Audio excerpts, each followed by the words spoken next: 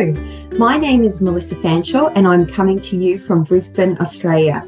I work at the University of Southern Queensland. I work in the School of Education and I teach our pre-service teachers how to teach maths to students in their classroom. But I'm also a trained teacher of students with vision impairment. So I've been loving using the LEGO Braille Bricks to try and introduce topics for our students and to help them make meaning of some maths concepts. The first thing I'd like to show you today is the concept of part-part-whole. Now, part-part-whole is one of the first understandings that students have of number, and it helps them to understand that number is not just a symbolical concept, but it's actually broken up into different things. So, for example, the number 10 could actually be 2 and 8, or it could be 5 and 5. And that's really important for our basic understanding of number and having flexibility of number when we're doing equations and those sorts of things. So the first thing I'd like to show you, I'm just going to move my screen down to my LEGO Braille Bricks base plate.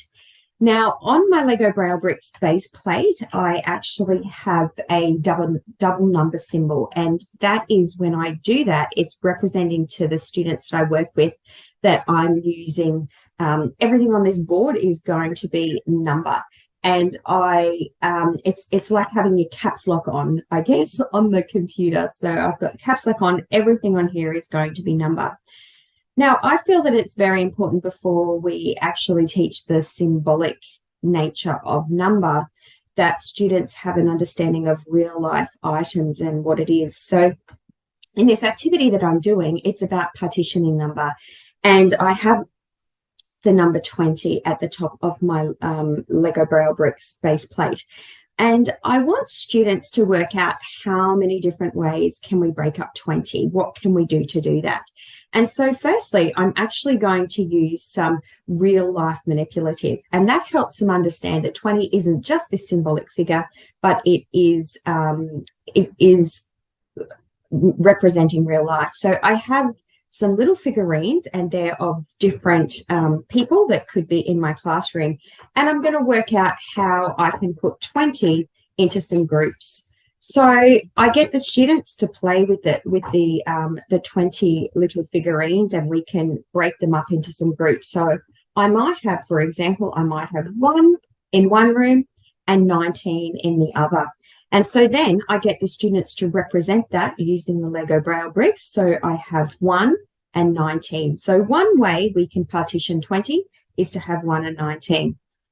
So as students get more familiar with this, and they could do 2 and 18, they could do 10 and 10, and they could have the different students in the different groups, and they represent those then with the LEGO Braille Bricks.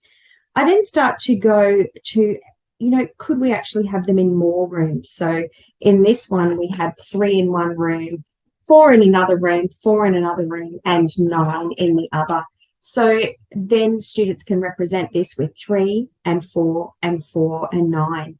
But partitioning is a really important concept that we need students to understand so that they can understand numeracy. It does help them a lot with number and number understanding, as well as that flexibility when they go into operations, because then that they can work out if they're adding a number, they can go, oh, 20 is actually 1 and 19, I could add on 3.